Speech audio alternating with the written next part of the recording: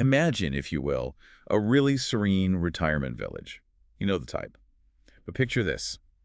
The gentle hum of daily life gets interrupted, not by a misplaced bingo card, but by a chilling murder. Right, and swap the usual bridge night for some, well, high-stakes, real-time detective work. Exactly. Welcome to the captivating world of Richard Osman's The Thursday Murder Club. Mm. This deep dive is all about pulling back the curtain on this wildly popular and actually surprisingly poignant, cozy mystery. Yeah, our mission today is really to go beyond the clever plot twists. We want to reveal how these four, well, seemingly ordinary elderly friends become these extraordinary detectives. Mm-hmm. We'll explore the ingenious ways they unravel these complex crimes. But maybe more importantly, we'll uncover how the series explores these really profound themes like aging, grief, and the enduring power of friendship. Yeah, and we'll see why it's resonated with so many people, millions actually, and why some of Hollywood's biggest names are now bringing it to the screen. It's It really is. Yeah. But what is it that's truly intriguing about amateur sleuths? Especially ones who, come with decades of rich life experience. It's not just charming, is it? There's a real wisdom there. Oh, definitely. That wisdom translates into this kind of unexpected brilliance. You'll see how that cumulative life experience becomes, well, their most potent weapon. Okay, let's dive in then. Our story drops us right into Cooper's Chase Retirement Village. It sounds pretty idyllic, doesn't it? It does, on the surface. Though I admit, my mind immediately went to, wondering if my local retirement community had a club like this, what cold cases would they be tackling? Probably keeps taking the last biscuit. Huh, maybe. But Cooper's Chase, it isn't just any retirement community. It actually used to be a convent, home to the Sisters of the Holy Church. And that history, that actually plays a surprising role later named, doesn't it? It really does. And at its heart is this genius concept, the Thursday Murder Club. This isn't your average, knitting circle. It's a group of four friends who meet up every week in the Jigsaw Room. Not for gossip, but to meticulously investigate unsolved cold cases. They're basically this clandestine, highly effective senior detective agency. And what a team. I mean, you've got Elizabeth first. Her past is super mysterious, hints at a career that might make James Bond look like, I don't know, a council worker. Right. Then there's Ron. He's this formidable former union leader. His old negotiating skills now applied to police interrogations. It's brilliant. Then Joyce, she's the newest member, former nurse. Her perspective is wonderfully grounded, and her diary entries are just hilarious. They give such great insights. They really do. And finally, Ibrahim. He's a quiet, very observant psychiatrist who sees patterns in human behavior that, well, others just miss. And Joyce actually replaced Penny, right? A former police detective herself, who sadly now has dementia. Yeah, that's right. So what is it specifically about this mix? A former spy, a union firebrand, a pragmatic nurse, and this keen psychiatrist. What makes them so uniquely effective together? Well, it's precisely that diverse life experience, isn't it? Elizabeth's strategic mind, honed in espionage, lets her see the criminals' moves, like, before they even make them. Okay. Ron's history as a union leader gives him this instinct for power dynamics, for loyalty. He gets how people are pressured. Makes sense. Ibrahim's psychiatric background helps them understand motive, human psychology, really, on a much deeper level than you'd get in a typical police procedural, often just by listening. And Joyce. Joyce, the nurse. She's the unexpected secret weapon, I think. Her grounded, sort of unassuming presence often lets her get information where others might fail, simply because she's seen as non-threatening. They're solving crimes not just with clues, but with a lifetime of understanding human nature. It's quite the dream team, isn't it? Like senior citizen Avengers. Exactly. But instead of superpowers, they've got life lessons and cunning. A perfect blend. And they need it because their first live case practically just, drops right into their laps. Yeah, the catalyst is the arrival of this unscrupulous developer, Ian Ventham. He announces plans for The Woodlands, this new development. And it threatens to disturb the Garden of Eternal Rest Cemetery. Precisely. Mm-hmm. Which immediately sets up this conflict, progress versus preservation. And the residents, they are not happy. Understandably. And this conflict, it turns deadly pretty fast. Ian's lead builder, Tony Curran, he's fired very abruptly. And then, bam, found murdered. Yeah, shocking. And the killer leaves this mysterious photograph right next to his body. It seems cryptic at first, but it's the key that starts unraveling decades of secrets. And this is where the club really proves their, unconventional brilliance. Elizabeth, with that strategic mind of hers. She hatches a plan. A very clever plan to get inside information. Ron, see, he witnessed an argument between Ian and Tony. Ah, okay. So Elizabeth gets Ron to shrewdly refuse to speak to anyone but Police Constable Donna DeFreitas. Oh, that's smart. Yeah. So in exchange for Ron's testimony, Donna, who's a junior officer, really keen to prove herself, agrees to feed them insider police information. Classic Elizabeth. Yeah. Using her skills to sort of manipulate the system. But it does make you wonder, doesn't it? Does their reliance on Donna blur the lines for them? How much are they really operating outside the law? That's a really good point. They absolutely push boundaries. That's part of their charm, right, and their effectiveness. But they also seem deeply moral. They're aiming for a kind of justice that maybe the strict letter of the law doesn't always deliver. Right. Anyway, once they had that connection, that toehold with Donna, the initial clues they dug up were fascinating.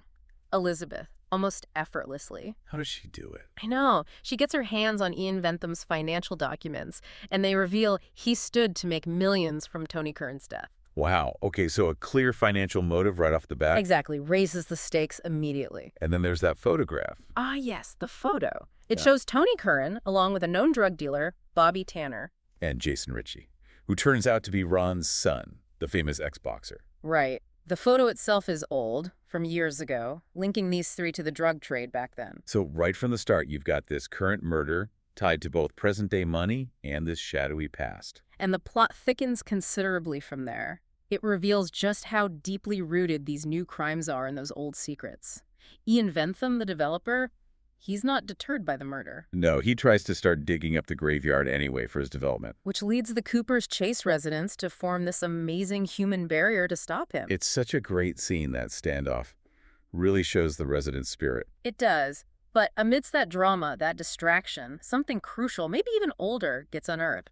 Bogdan Jankowski. Tony's replacement as Laid Builder. Exactly. He makes this shocking discovery, an extra skeleton, unmarked, dating all the way back to the 1970s. Whoa, okay, so this is clearly not a typical burial. Its presence immediately signals that the past isn't just, present. It's literally buried right beneath their feet. And then the current day chaos just escalates. Ian Bentham himself collapses. Dies. Fentanyl poisoning, right. Yeah. After a big argument with Father Matthew Mackey. Yes. So now we have two distinct murders, an ancient skeleton, and this whole web of relationships all centered on Cooper's Chase. It immediately makes you ask, how are these things connected? These events seem so separate, decades apart even. What's the thread tying the past to this deadly present? Well, the police, especially Detective Chris Hudson and Donna, they start unraveling connections that point straight to that thread.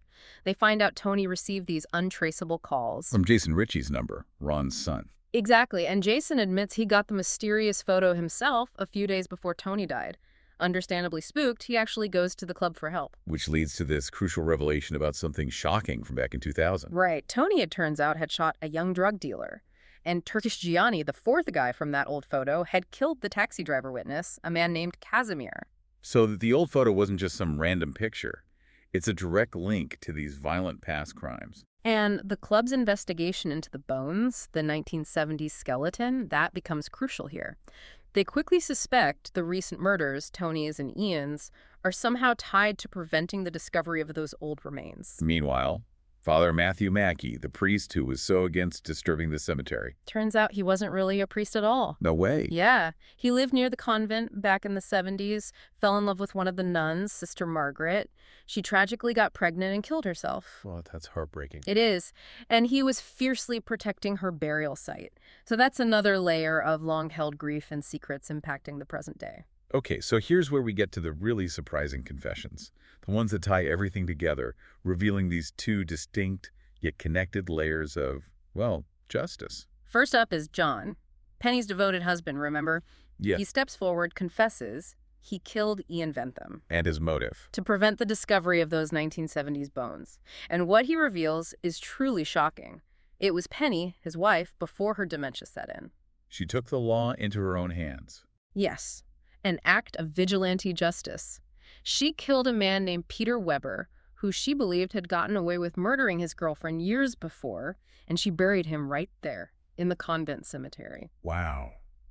That's intense. And then John and Penny, they die together using life-ending drugs before Elizabeth can even turn John in.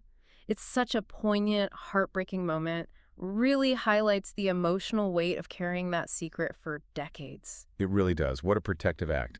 Born from love and shared secrets. And it gets even more complex because there's a second major revelation. This one comes from Bogdan Jankowski himself. The builder who found the bones. The very same. While he's playing chess with Elizabeth's husband, Steven, Bogdan confesses that he killed Tony Curran. Okay, why? It wasn't random, it was retribution, because Tony had ordered Gianni years ago to kill Bogdan's best friend, Casimir. The taxi driver witness from 2000. Exactly. Bogdan also admits he killed Gianni long ago, made it look like he'd fled the country, and even took Tony's money. Good heavens. He used his intimate knowledge of Tony's security system, which, get this, Bogdan himself had installed to plan the perfect murder.